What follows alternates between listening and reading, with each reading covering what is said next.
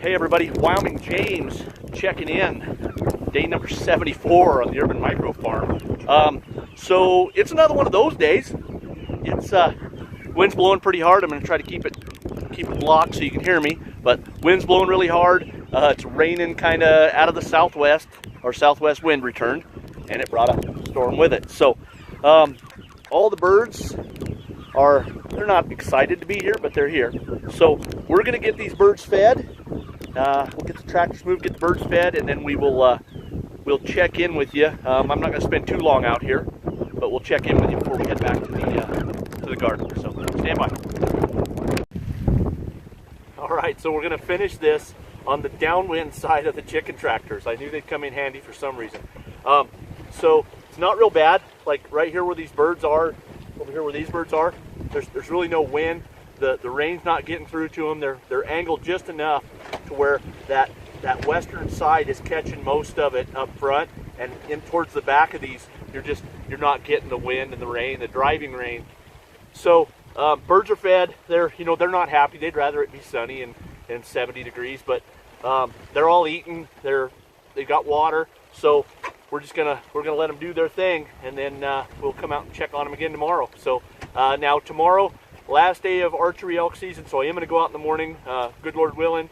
I'm going to head out there and try to have some success. If I don't get an elk tomorrow with my bow, I have to wait until the 8th of October, another 7 days I have to wait, and go out and get one with a rifle. So check in with me tomorrow, see how I did. I'll of course put the link in the description to the other page. So aside from that, we're gonna wrap it up here because it is raining. We're gonna wrap it up, head back into the Urban Micro Farm there to the garden, check on those birds, make sure everything's okay, check our live traps, see if there's anything in there, and then we're gonna head out. Or we're gonna call it a day rather. So Wyoming James checking out from the pasture. Stay with me. All right, so we're back here at the garden. We're gonna check on our little friends, and we're gonna check on our little trappy traps too, so see how we did. So here's number one. Still nobody home. I mentioned yesterday that I'm not a fan of live traps. I'm just not. They don't seem to hold. And then the other one, I didn't even reset it, so it's nothing to see there. It didn't hold it, and that door, it's a really complex door system on how that one works. And it's no surprise that it doesn't work. So anyway, so I mentioned that yesterday. Let's check on our friends here real quick. Hey birds. So I mentioned yesterday that I'm not a fan of live traps. So our friend Lefty Miller mentioned to me, he private messaged me, and he says, hey, have you ever tried those coon cuffs? And I had to admit to him that I haven't. Even when I was trapping a lot as a young boy, out where I lived, there weren't a lot of raccoons. I don't know if there were really any raccoons. Wasn't a lot of agriculture around there. Wasn't on the river bottom. It was just desert. So I don't know that there were. I mean, there probably were raccoons, but not a lot, not enough to trap. So I just never focused a lot on trapping raccoons. So because of that, I've never tried them. So he said, nice thing about the coon cuffs is basically it's for those of you who ever read Where the Red Fern Grows, how he bored the hole in the log and then put the piece of tin down there, and that raccoon reached in there and crumpled up that tin, and then he couldn't pull his fist back through. So it's the same concept where the coon puts its hand in there and grabs the bait, which is he says Lefty Miller says use a marshmallow. So and it's a, I guess, a more dog-proof type of trap, to where dogs and cats, that kind of thing, won't get in there and won't get caught. So, which is what I'm trying to avoid here in the garden. Out in the pasture, it doesn't really matter to me because there's not a lot of domestic animals to worry about out there. But so anyway, so yeah, I might try that. I don't know. I mean, we're just over a week left of the birds, and unless I just want to rid us of some predators for next year, I don't know. So we'll see. But these birds are hungry. I have babbled on long enough about traps. So thanks for the recommendation, Lefty. Also, real quick, that reminds me. Miss Cynthia Barber, she posted a comment in the comments below, and she said that we should totally do like a garden tour. I'll tell you what, we've been so busy harvesting that we just haven't had a chance to do a tour of the garden. So we may do that. And actually what I'm thinking of doing is, when it's all said and done, I'll post a video of us and how we amend the soil. And so we'll probably do that. I think I just breathed on the camera and it fogged it up. But anyway, here, hold on.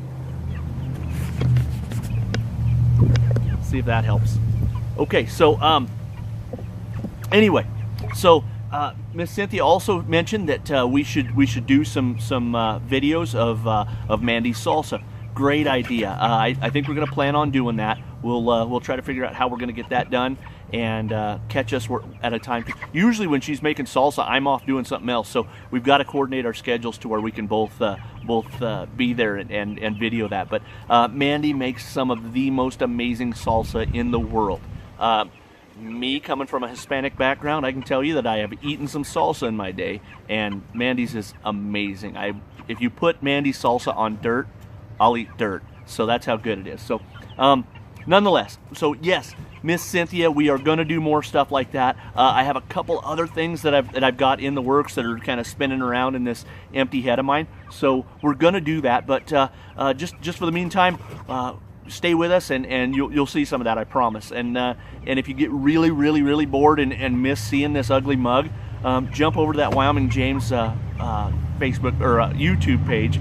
YouTube channel rather, and I'll be doing some more stuff that's not so much ag related, but a little more outdoor related. So that's coming up soon. So let's feed these birds, and then I don't see any reason to check back in with you. I'm just going to give these birds a little bit of food. Let's get you guys set up over here on the thing. I'm going to give these birds a little bit of food, and then we'll refill their water, and then we'll put them to bed, and then I'll catch up with you guys tomorrow after I get back from elk hunting.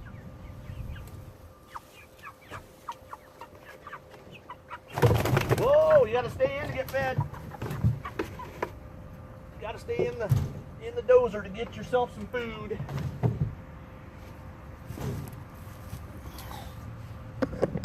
All right, so again, this is empty. So don't tell Mandy. She came out into the garden earlier today, and she says, James, the water was running, the hose was running out there. And what I had done is, when I filled this last night, I left the stinking hose running. So don't tell Mandy, but I left that thing running all night. So our water bill's probably going to be like $3 million. So I'm going to take up a collection, go do like a GoFundMe account for my water bill, because I left it on overnight. So don't tell Mandy though, all right? Promise. Wyoming James checking out from the Urban Micro Farm. Adios.